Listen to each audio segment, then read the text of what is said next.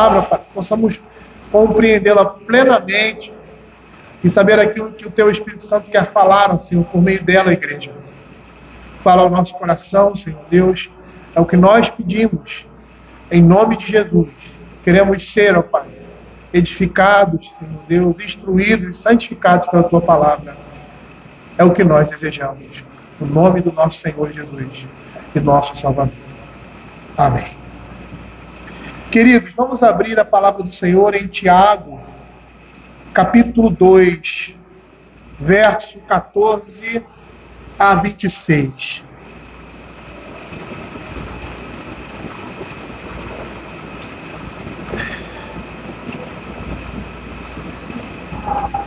O título da Sociedade Bíblica do Brasil, desse trecho da Escritura, é A Fé Sem Obras é Morta. Diz assim a palavra do Senhor: Meus irmãos, qual é o proveito se alguém disser que tem fé, mas não tiver obras? Pode acaso semelhante fé salvá-lo?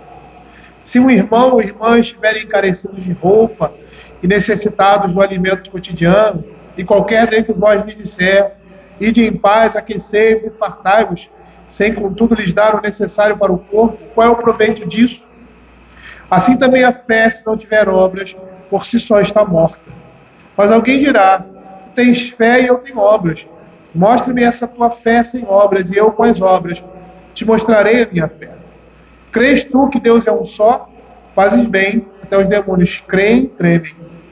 Queres, pois, ficar certo, homem insensato, de que a fé sem obras é inoperante? Não foi por obras que Abraão, nosso pai, foi justificado quando ofereceu sobre o altar o próprio filho Isaque? Vê como a fé operava juntamente com as suas obras. Com efeito, foi pelas obras que a fé se consumou. E se cumpriu a Escritura, qual diz: ora, Abraão creu em Deus, e isso lhe foi imputado para a justiça, e foi chamado do amigo de Deus. Verificais que uma pessoa é justificada por obras e não por fé somente. De igual modo, não foi também justificada por obras a meretriz Raabe, quando acolheu os emissários e os fez partir por outro caminho? Porque assim como o corpo sem espírito é morto, assim também a fé sem obras é morta. Como eu havia falado hoje de manhã, nós estávamos falando sobre o tema batismo com o Espírito Santo, e muitas coisas erradas se falam a respeito disso. E o batismo com o Espírito Santo nada mais é que a habitação do Espírito na vida do homem, quando esse homem é alcançado pela graça de Deus e salvo da condenação do inferno. As evidências desse batismo com o Espírito Santo, ou as evidências do Espírito Santo na vida de uma pessoa, é a fé e as obras. Essa é uma evidência clara de que alguém tem o Espírito de Deus nele. Que esse Espírito habita, que ele é do Senhor, que ele faz parte da família de Deus, que ele é nova criatura. Essa é uma marca indelével e inconfundível da ação do Espírito Santo na vida de uma pessoa. O texto que nós temos aqui é a carta de Tiago, e nessa carta a ênfase dele é no comportamento cristão, em uma vida de piedade e santificação, em obediência aos ensinos da Escritura. O que Tiago ressalta nesses versos está em concordância com toda a Escritura, com relação à fé e às obras. Como, por exemplo, Mateus capítulo 5, verso 14 a 16, quando fala que o homem que o crente deve ser luz do mundo, que deve ser sal da terra. E ele fala que esse sal tem o objetivo de salgar, ou seja, ele está falando da vida, ele está falando dos frutos, ele está falando daquilo que o mundo vê a partir daquilo que nós somos. O próprio texto de Efésios, quando Paulo fala lá no capítulo 2, verso 10, diz que somos feitura dele, criados em Cristo para boas obras, que Deus preparou para que andássemos nela. Tiago aqui está preocupado com o testemunho que nós, crentes, devemos dar ao mundo. Nosso testemunho de vida mostra o Deus que servimos. Com as nossas ações, mostramos que somos realmente o Senhor. E é nesse contexto que as palavras de Jesus se encaixam quando ele diz assim: portanto, todo aquele que me confessar diante dos homens, eu também o confessarei diante de meu Pai que está nos céus. Mas aquele que me negar diante dos homens, também eu negarei diante de meu Pai que está nos céus.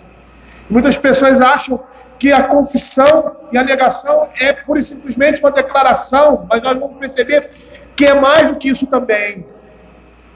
É um estilo de vida. Nós confessamos e negamos a Cristo pela maneira como nós vivemos. Não somente por meio de uma declaração verbal.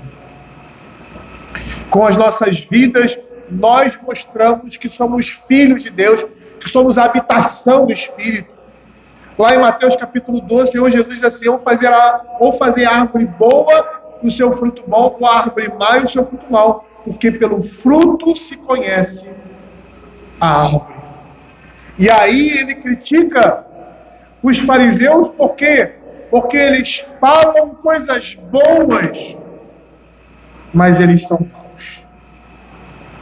A preocupação de Tiago é com a vida cristã dos irmãos da igreja, com a falta de harmonia que pode existir entre o nosso discurso e aquilo que vivemos, a nossa profissão de fé e a nossa prática.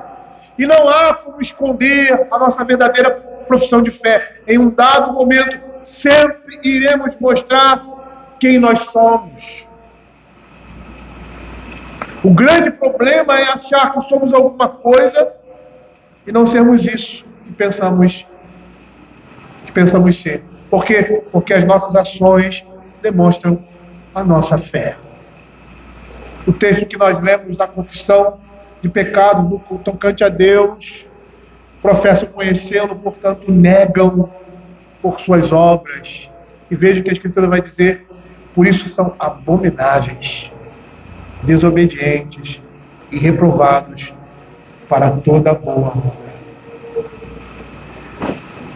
Um filósofo da antiguidade, Sócrates, dizia o seguinte: se um homem chegasse a conhecer alguma coisa verdadeiramente, viveria a partir desse conhecimento.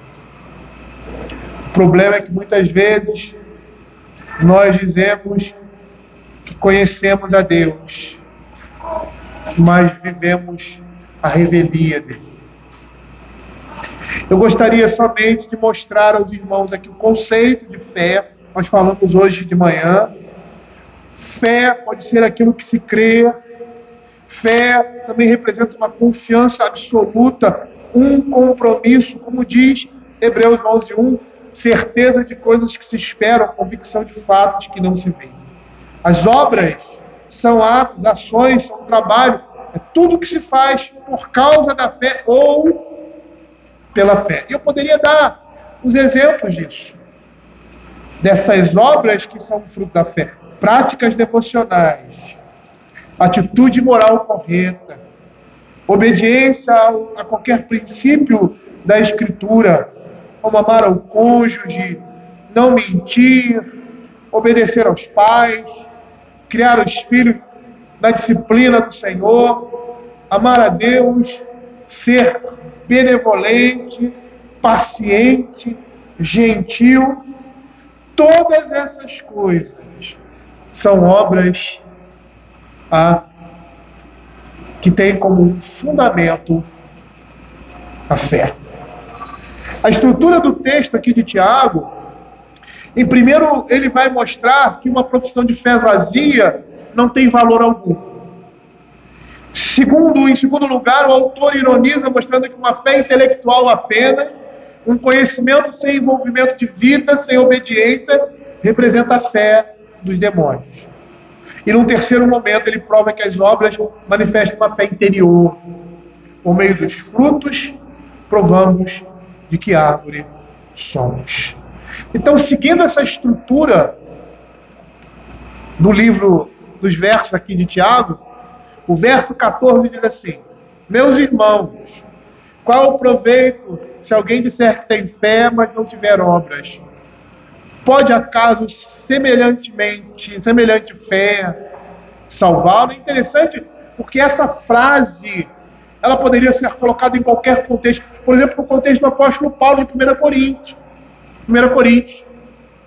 onde um estava dizendo eu sou de Paulo, eu sou de Apolo, e havia uma briga, ciúmes dissensões entre eles. Que fé é essa? Ou então no contexto em que Paulo diz que o crente deveria sofrer o dano, mas ele estava criando o dano. Que fé é essa? O que está sendo representado aí na vida dessas pessoas? E aqui Tiago vai dizer: meus irmãos, qual é o proveito se alguém que tiver fé, mas não tiver obras, pode acaso semelhante fé salvá-lo? O grande problema que surge aqui é o caso de crentes nominais. Tiago está rejeitando aqueles que dizem ter fé em Deus e não vivem uma vida piedosa, de obediência e confiança na palavra de Deus. Ele quer provar que não existe fé sem obras ou verdadeira conversão sem uma vida de santidade. Tiago está dizendo que proveito, que vantagem de que serve uma fé que não é acompanhada de uma confirmação. De que serve uma fé que não é fé, que não pode salvar. Tiago aqui não está abordando a fé no momento da conversão, como vemos no livro de Romanos, no capítulo 10, verso 9, 5:1, quando ele diz assim: se com tua boca confessares Jesus como Senhor e em teu coração creres que Deus ressuscitou dentre os mortos, será salvo. Ou em Romanos capítulo 5:1, quando diz: justificados, pois mediante a fé temos paz com Deus por meio do nosso Senhor Jesus Cristo. Não é essa fé que ele está abordando aqui, apesar de ser a mesma. Paulo fala pontualmente da fé e da crença em Deus como Senhor das nossas vidas. Só que Tiago está indo um pouco mais além.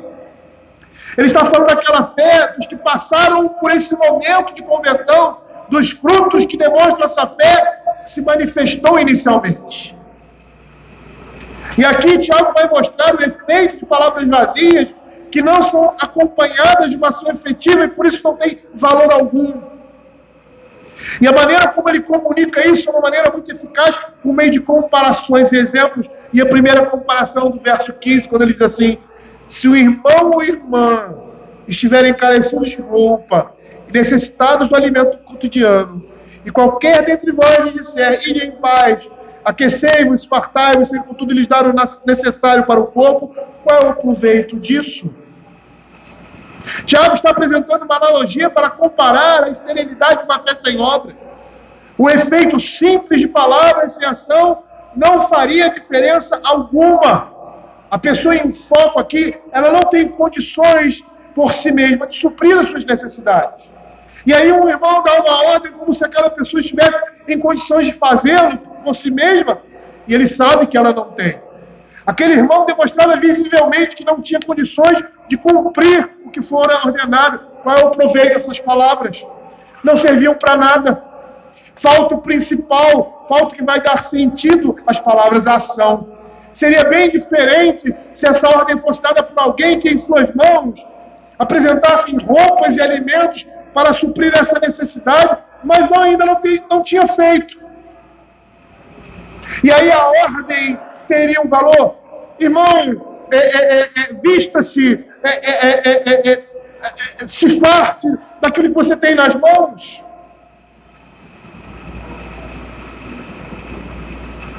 Perceba que fica sem sentido se aquela ordem, aquelas palavras de vestir-se e alimentar-se não vierem acompanhadas de uma ação que as torna possível. É por isso que no verso 17 ele vai dizer: assim também a fé, se não tiver obras, por si só está morta. Da mesma forma que essas palavras vazias de conteúdo não têm utilidade alguma, porque não são acompanhadas por aquilo que as torna realidade. A fé que não repousa numa vida piedosa, de obediência à palavra de Deus, demonstração de confiança e amor a Deus e aos homens, não representa nada. Tiago, no capítulo 1, lá no verso 26, ele fala sobre a prática da palavra de Deus, e nos tornarmos praticantes da palavra, e não somente ouvintes, enganando a nós mesmos. E nesse contexto ele vai dizer que a verdadeira religião é essa. E provavelmente Essa era a situação que eles estavam vivendo ali. Essas coisas estavam sendo deixadas de lado. Não é que a religião cristã se resuma a isso aqui, mas era o problema, ou seja, a demonstração que eles estavam dando de uma falta, de uma inabilidade, uma falta de prática na vida cristã. Aí ele diz assim, se alguém supõe ser religioso, deixando de refrear a língua, não é à toa que mais adiante ele vai falar sobre isso. Antes, enganando o próprio coração, a sua religião é vã. A religião pura e sem mácula para com o nosso Deus e Pai é esta: visitar os órfãos e as viúvas nas suas tribulações e a si mesmo guardar-se incontaminado do mundo. Percebam o que Tiago está falando aqui da prática da palavra de Deus, de viver essa palavra e como ela deveria ser vivida ali no meio deles. Quais as circunstâncias que estavam demonstrando que eles estavam sendo somente ouvintes da palavra de Deus e não praticantes, que a fé deles passava-se puramente por uma simples declaração sem fundamento. E Tiago aqui, ele está se referindo àqueles que estão vivendo uma dicotomia em suas vidas. Dizem conhecer a Deus, a doutrina, mas não vivem na prática essa doutrina. São religiosos no que se refere a ritualismo, religiosidade, comportamento, mas as suas vidas e seus corações estão distantes do Senhor, como no caso dos fariseus, que eram tão minuciosos com relação à lei, iam além daquilo que a lei exigia, e o Senhor Jesus não os critica por isso, mas os critica porque eles eram minuciosos nessas coisas, mas esqueciam os principais preceitos da lei: a justiça, a misericórdia e a fé. Não tem valor nenhum você ser um bom dizimista. Você está falando sobre dízimo aqui, né? Dar oferta para a igreja. Ser um homem que chega na igreja no horário. Está ali nas reuniões de oração. Está ali nas pregações e tal. Mas quando tem que exercer a misericórdia, você é destituído disso. A Escritura vai dizer: junte essas coisas a isso. Tá? Como eles deviam, porém, fazer essas coisas sem omitir aquelas. Práticas religiosas são fúteis quando não provém de um coração sincero. Sabe por quê? Porque sem fé é impossível agradar a Deus. Eu me lembro das palavras de João Calvino, quando ele diz assim: o Evangelho não é uma doutrina de língua, mas de vida. E aí no verso 18, Tiago tenta comprovar essa sua teoria de que uma confissão de fé verdadeira se demonstra por meio de uma vida piedosa, quando diz: mas alguém dirá, tu tens fé e eu tenho obras. Mostra essa tua fé sem as obras, e eu com as obras te mostrarei a minha fé. Ele propõe algo impossível aqui. Mostrar uma fé que não pode se manifestar. Contrapontos com os frutos de uma fé que se manifesta. A única maneira de demonstrar fé em nosso Senhor Jesus Cristo é pelos frutos, por uma mudança de vida. Como a árvore que em geral é conhecida por seus frutos, é pelo fruto que se conhece uma árvore piedosa. O que Tiago está propondo é que não pode haver fé sem obras. Não podemos achar que o conhecimento que temos de Deus é desvinculado de uma vida de luta contra o pecado, de obediência, de uma vida piedosa, de uma maturidade cristã. E é interessante quando nós falamos sobre isso, porque muitas vezes nós não atrelamos uma vida de fé à maturidade na vida. Pessoas que se magoam por qualquer coisa, que são melindrosas, que se ofendem facilmente, fazem as coisas com o intuito de receber em troca. Essas são manifestações incompatíveis com a nossa fé. Pessoas que, se as coisas não estão acontecendo da maneira como ela quer, aí a coisa acaba. Eu não quero mais.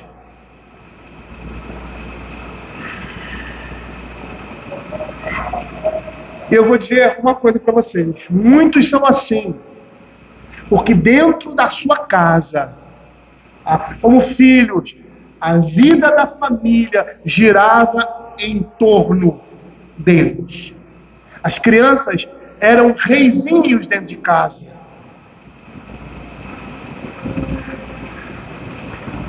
Eu vou dizer para você que está diretamente atrelado à fé. Porque esses homens, quando crescerem, vão ser extremamente egoístas. Não vão pensar em outras pessoas, vão pensar em si mesmos. E vão mostrar uma falta de maturidade na vida cristã e na vida como um todo. Demonstrando uma fé deficiente. Não se engane, uma coisa está ligada à outra. Nós vemos mestres que dizem ser mestres agindo sem piedade, sendo orgulhosos, como eram os fariseus. E está aí uma coisa que o crente jamais pode ser orgulhoso. Por que ele não pode ser orgulhoso? Porque a sua salvação e tudo de bom que existe nele vem por uma outra pessoa. Vem por intermédio e pelo mérito de uma outra pessoa. Porque ele é destituído disso. E essa pessoa é Cristo.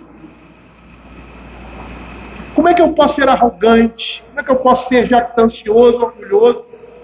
Se tudo que eu tenho, se o que existe bom em mim não vem de mim, vem da graça e da misericórdia de Deus.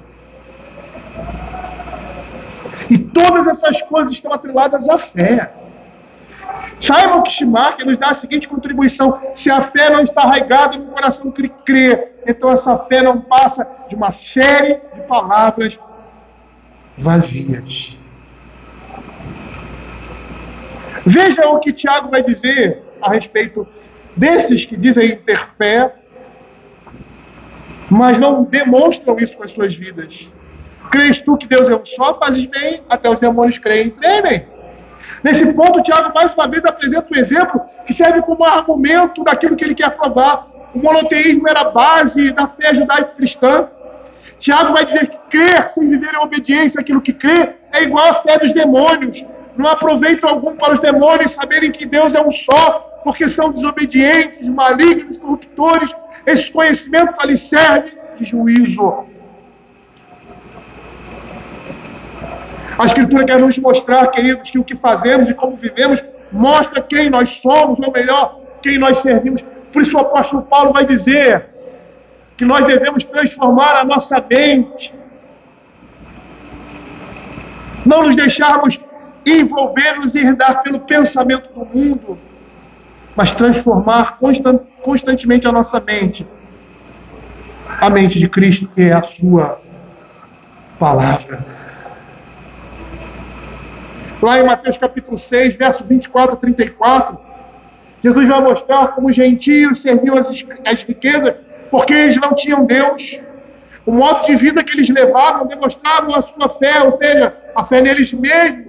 Pois eram ansiosos, inquietos, preocupados com as coisas do mundo, como se dependesse exclusivamente deles a manutenção das suas vidas. Eram fúteis, pois suas maiores preocupações e desejos estavam em coisas desse mundo, buscavam aquilo que seus corações desejavam. E assim demonstravam que não tinham Deus como Senhor de suas vidas e não descansavam na providente mão de Deus, não buscando aquilo que era eterno em primeiro lugar, deixando que o Senhor acrescentasse o que lhes era necessário, mas secundário. Uma vida voltada para as coisas desse mundo, como daquele homem de Lucas capítulo 12, verso 3 a 21, que é chamado de louco, porque está investindo cada dia mais nas coisas desse mundo e não está investindo no reino de Deus. Tiago vai chamar de insensato do homem que acha que existe uma fé sem obras. Veja que queres, pois, ficar certo, um homem insensato, de que a fé sem obras é inexistente, é inoperante, é inexistente. Por quê? Porque todos que agem e pensam dessa forma são pessoas insensatas, que não revelam um bom senso, pois acham que estão agradando a Deus apenas por causa de um conhecimento intelectual que não desce ao coração. Uma fé sem obras é improdutiva, uma religiosidade sem vida, sem um coração verdadeiramente voltado para Deus, é sem valor algum. É como uma árvore que não produz frutos, como o sal que não pode salgar, como uma lâmpada queimada.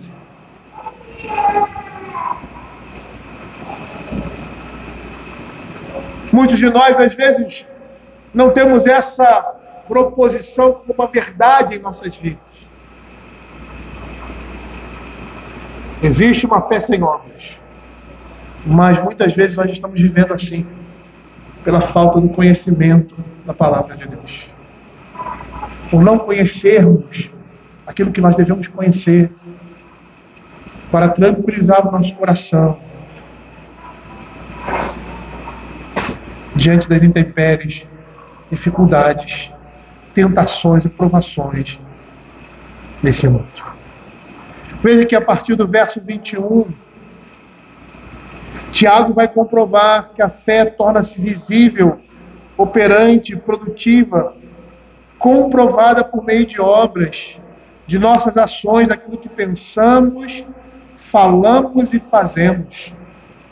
E nós temos aqui dois exemplos de fé e obras que devem vir juntas. São duas faces de uma mesma moeda, revelando a habitação do Espírito de Deus em nós. E o primeiro exemplo que ele nos dá é de Abraão, quando ele diz assim: não foi por obras que Abraão, nosso pai, foi justificado quando ofereceu sobre o altar o próprio filho Isaque. Vê como a fé operava juntamente com as obras. Com efeito, foi pelas obras que a fé se consumou. Tiago aqui vai nos mostrar que a atitude de obediência de Abraão revelou a sua fé. Nós vamos ver que o que Hebreus 11, 17 a 19 nos diz: pela fé ofereceu. Só tomamos conhecimento da fé de Abraão pela obediência e confiança na palavra de Deus. Abraão cria que se tivesse sacrificado Isaque, o Senhor haveria de ressuscitá-lo. Veja que Gênesis capítulo 22, verso 12 diz: depois do que aconteceu, agora sei que temes a Deus, porquanto não me negaste o filho, o teu único filho. A sua atitude e postura diante da ordem do Senhor demonstrava confiança nele, demonstrava a sua fé. Como momentos de provação mostram que nós cremos, quem somos realmente diante de Deus. É nesses momentos que nós vemos a fé em operação. No verso 22, vê como a fé operava juntamente com as obras. Tiago conclui que a fé e obras estão unidas, mas é pela obediência, confiança e submissão a Deus que a fé se consuma, ou seja, se mostra real e evidente. Veja o verso 23, e se cumpriu a escritura, qual diz: Abraão crê em Deus, isso foi imputado para a justiça. Olha que interessante, ele diz que a escritura se cumpriu na manifestação de Abraão, naquilo que Deus havia dito que ele creu. O texto quer dizer que pela atitude de Abraão em oferecer e obedecer a palavra de Deus, foi comprovada, ou seja, a fé de Abraão, que Abraão creu em Deus. E o que ele está se referindo? Ele está se referindo à promessa. Lá em Gênesis capítulo 15, versos 5 e 6, ele diz assim: então conduziu Abraão até fora e disse: olha para os céus e quantas estrelas, se é que podes. Ele disse: será assim a tua posteridade. Ele creu no Senhor, e isso lhe foi imputado para a justiça.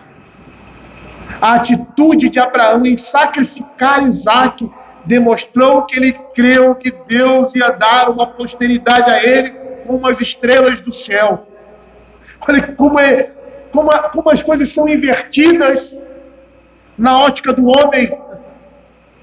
A atitude dele de sacrificar, ou seja, de matar Isaac, demonstrou que ele cria que Deus iria cumprir aquilo que ele disse.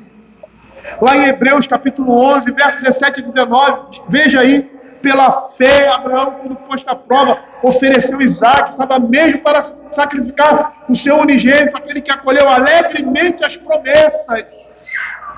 A quem se tinha dito em Isaac, nele, em Isaac, e somente nele, não seria Ismael, em Isaac será chamada a tua descendência. E por quê? Porque considerou que Deus era poderoso até para ressuscitá-lo dentre os mortos, de onde figuradamente o recobrou. A ideia aqui era que Abraão cria que se matasse Isaac, o Senhor ia ressuscitá-lo. E perceba que Isaac ali representa a igreja de Cristo. Aquele momento que a igreja é preservada e no lugar dela o cordeiro é sacrificado. Abraão mesmo disse que o Senhor ia providenciar o próprio sacrifício. O texto da Escritura diz que Abraão creu, que representa esse crer um momento anterior ao fato de sacrificar Isaac. A comprovação do que Deus disse a respeito de Abraão que ele creu. Agora se cumpre, se torna visível que ele realmente creu na palavra de Deus. Por causa da sua atitude de obedecer, ele está pronto para sacrificar aquele que recebeu as promessas. Ou seja, em Isaac será chamada a tua descendência. Perceba que a atitude de Abraão dependeu exclusivamente da fé em Deus, daquilo que ele cria na palavra de Deus. Um outro exemplo é o exemplo de Raabe. Nós vamos ver aqui no verso 24, ele vai dizer assim: na conclusão, verificais que uma pessoa é justificada por obras e não por fé somente. De igual modo, não foi também justificada por obras a meretriz Raabe, quando acolheu os emissários e os fez partir por outro caminho. Por que ele fala em justificar por obras? Não é que Tiago está dizendo que os homens são justificados por obras, eles são justificados por fé, mas essa fé se manifesta nas obras. Essa fé ela é algo visível. É diferente daquilo que o apóstolo Paulo fala, que a fé no momento da conversão é o crer em Deus. E esse crer em Deus, na continuidade da vida cristã, deve ser apresentado por meio de uma vida que represente aquilo que ele professa. A atitude de Raabe foi uma atitude gerada por fé. Veja aqui, de igual modo, não foi também justificada por obras a meretriz Raabe, quando acolheu os emissários e os fez partir por outro caminho. Ela acolhe os espias e os faz partir porque temeu a Deus. Abra Josué capítulo 2, versos 9 a 11. Olha o que ele diz. Vejamos aqui a profissão de fé de Raabe. E a sua profissão de fé está diretamente ligada àquilo que ela faz. E por isso ela entrou na linhagem do Messias, porque agora ela, por causa da sua fé, faz parte do povo de Deus. Veja o que diz aqui.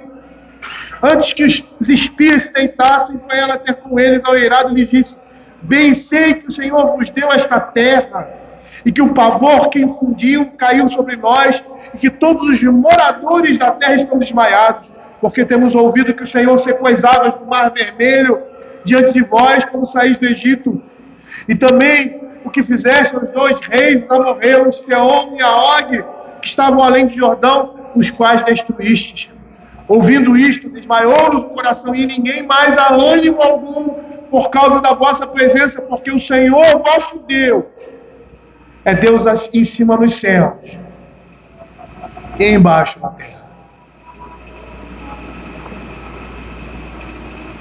Lá em Mateus capítulo 1, verso 5, está falando ali da descendência, da família da fé, em que o Senhor Jesus Cristo é gerado. No verso 5 ele diz assim: Salmão gerou de Raabe a Boaz, este de Ruth gerou Obed, e Obed a Jessé. Se nós fôssemos olhar a vida de Boaz, nós vamos perceber que ele era um homem temente ao Senhor. Quem conhece a história de Ruth sabe disso. Que testemunho essa mulher deu do poder de Deus. Por isso ela temeu. As palavras de Raabe são semelhantes à de Moisés, no Deuteronômio, capítulo 4, verso 39, quando ele diz assim: por isso hoje saberás e refletirás no teu coração que só o Senhor é Deus em cima do céu e embaixo na terra, nenhum outro há.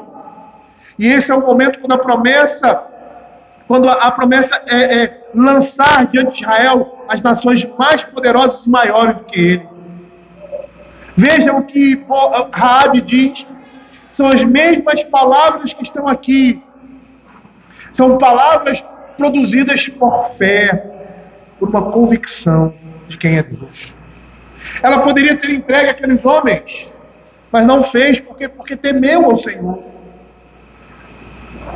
E tratou-os com misericórdia, os enviando para longe. Eu olhando esse texto aqui, perceba que ela trata esses homens com bondade e auxilia esses homens porque temeu a Deus, porque reconheceu no Deus de Israel o Senhor sobre todas as coisas.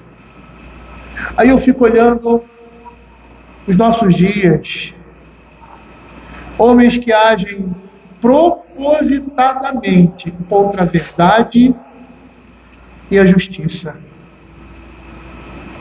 e não se sensibilizam com a injustiça,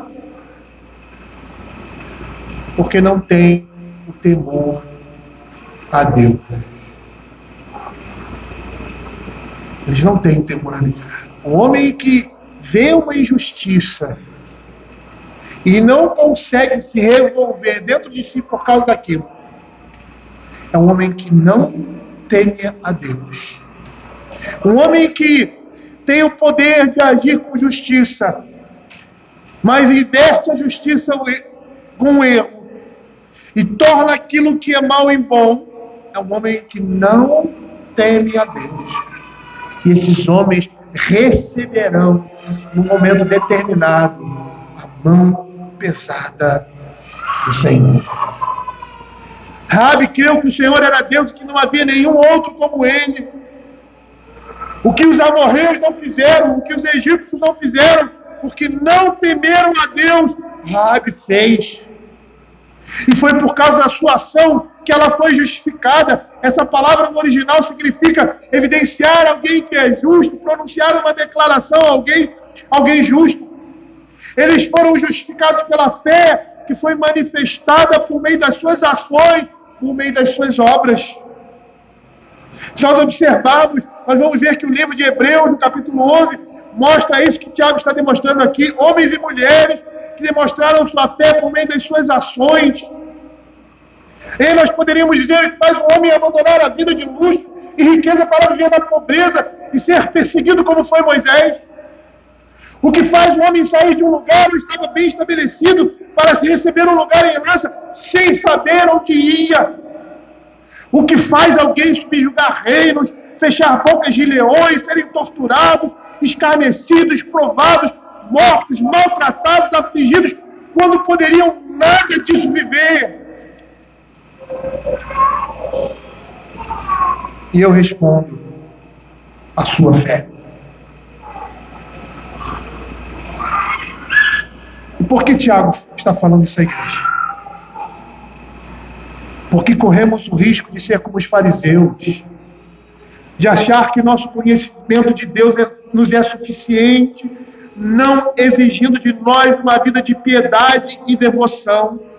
E isso me faz lembrar a igreja de Éfeso, lá em Apocalipse, capítulo 2, verso 2, 4 e 5, quando se pronuncia as seguintes palavras: conheço as tuas obras, o teu labor, como a tua perseverança, e que não podes suportar homens maus, e puseste a provas que a si mesmos declaram apóstolos não são, e os achaste mentirosos. Tenho, porém, contra ti que abandonaste o primeiro amor. Lembra-te, pois, de onde caíste, arrepende-te e volta à prática das primeiras obras. E se não venho a ti e moverei no seu lugar o teu candeeiro, caso não te arrependas. Muita gente pensa que a doutrina produz isso. Insensibilidade, falta de amor pela palavra de Deus. Mas não é a doutrina que faz isso. A sã doutrina gera o contrário. Gera vida. Gera amor à palavra. O que faz essas coisas acontecerem são os homens que estão por trás dessas doutrinas. Porque eles falam e não vivem. Porque lidam com essas coisas como se fosse uma escola, em que você vai lá, precisa aprender um conteúdo, faz uma prova, passa e acabou. Deixa pra lá. Não é assim na vida cristã. Nós não podemos nos acomodar na nossa vida cristã ao ponto de não produzirmos frutos. Sermos avisados que a nossa tendência é essa que Tiago nos apresenta. Velhos na vida cristã, achando que temos o suficiente para nós e deixamos de crescer na graça de Deus, de pensar além do que realmente somos e não corremos para as fontes da água da vida a fim de reparar o nosso coração mau. O perigo de achar que não podemos cair nesse erro, achar que por causa do tempo de crentes, essas coisas não vão acontecer conosco. E aí somos grosseiros com os nossos irmãos, filhos e esposas, estamos sempre nervosos, respondemos às pessoas de forma grosseira, falamos palavrão, não nos guardamos da nudez que nos é apresentada constantemente por meio da pornografia. Somos impiedosos, sem misericórdia com as pessoas mais próximas. Não lutamos contra o nosso pecado ao ponto de resistir até o sangue. E aí, que fé é essa?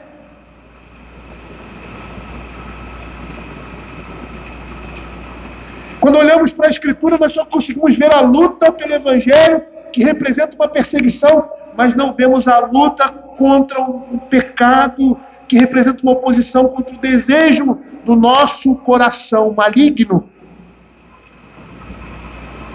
E o pior, nós podemos estar vivendo desse jeito sem percebermos, dizendo que temos fé, as nossas vidas não demonstram isso. Tiago vai dizer que essa fé sem obras é morta.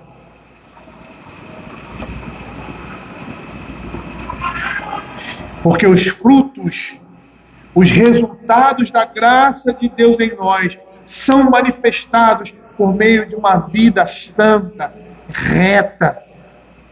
Essas coisas são aparentes e notórias em nós. E pode ser até que esses frutos que são vistos por aqueles que estão mais próximos não sejam frutos permanentes. Nós podemos errar. Mas quando afirmamos que não vem em nós essa graça permanente, é porque realmente ou estamos vivendo cegamente no pecado, que não nos damos conta, ou porque não somos realmente quem pensamos ser. Somos uma árvore destituída de frutos. E aí Tiago ele vai encerrar dizendo: porque assim como o corpo sem espírito é morto, assim também a fé sem obras é morta. Essa é a conclusão de Tiago. Uma fé morta, uma fé que não pode salvar, porque não existe. Percebam em sua comparação como é imprescindível vivemos a vida cristã de forma santa, buscando sempre confirmar a nossa salvação e eleição. E é isso que o apóstolo Pedro vai dizer lá na sua segunda epístola, no capítulo 1, versos de 5 a 10, quando ele diz assim: por isso mesmo vós, reunindo toda a vossa diligência, associai com a vossa fé a virtude, com a virtude o conhecimento, com o conhecimento o domínio próprio, com o domínio próprio a perseverança, com a perseverança a piedade, com a piedade a fraternidade, com a fraternidade o amor, porque essas coisas existindo em vós aumentando, fazem com que não sejais nem inativos nem infrutuosos no pleno conhecimento do nosso Senhor Jesus Cristo. Você pode estar cansado no seu dia a dia, você pode estar cansado do seu trabalho. Às vezes você pode chegar até sem disposição à igreja, né? Mas você não pode estar cansado de lutar pela fé. Você não pode se cansar de lutar pela sua vida, de aliar fé, virtude, domínio próprio, perseverança, piedade, todas essas coisas. Porque aqueles a quem essas coisas não estão presentes é cego, vendo o sol estar perto, esquecido da purificação dos seus pecados de outrora. Por isso, irmãos, procurai com diligência cada vez maior confirmar a vossa vocação e eleição, porquanto procedendo assim não tropeçareis em tempo algum, pois dessa maneira é que vos será amplamente suprida a entrada do reino eterno de nosso Senhor e Salvador Jesus Cristo. Essa salvação e essa eleição que a Escritura fala são comprovadas por meio de frutos em nossa vida que demonstram a doçura do Evangelho. Lutando sempre contra a nossa natureza corrompida, para em tudo, sermos agradáveis a Deus. Queridos, como eu falei hoje de manhã, nós precisamos demonstrar a nossa fé por meio das nossas vidas. Nós precisamos lutar por essas coisas. Lutar pela nossa alma. Porque por mais que estejamos seguros nas mãos do Senhor, o Senhor nos chama a não estarmos estagnados. Temos a parábola dos talentos que vai mostrar isso. O Senhor, quando Ele nos alcança para que possamos crescer na vida cristã. Não sermos anões, mas homens e mulheres de grande estatura. Possamos cada dia mais crescer na palavra e demonstrar isso em nossas vidas. Porque muitas vezes nós nos orgulhamos da doutrina que nós temos, do conhecimento que nós temos, e esquecemos das coisas mais simples, como a misericórdia, a justiça e a fé.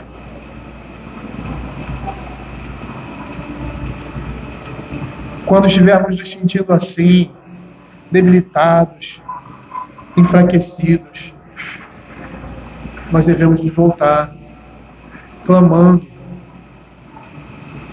para a fonte de todas as coisas que é Cristo, para o trono da graça. E que Ele, no devido tempo, Ele vai nos conceder. Porque essa é a sua perspectiva, é a proposta do Evangelho da vida do crente. Torná-lo cada dia mais e mais parecido com Cristo. A imagem dele. Vamos orar.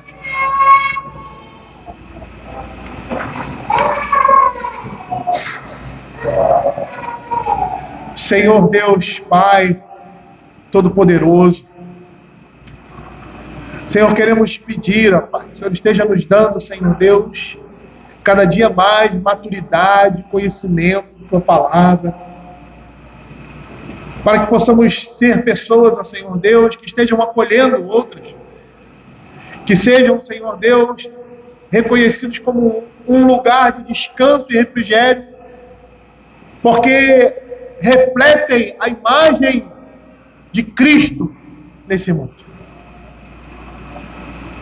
Senhor, tem misericórdia de nós, nos faz crescer, nos faz desenvolver, nos faz tornar pessoas adultas na fé cristã.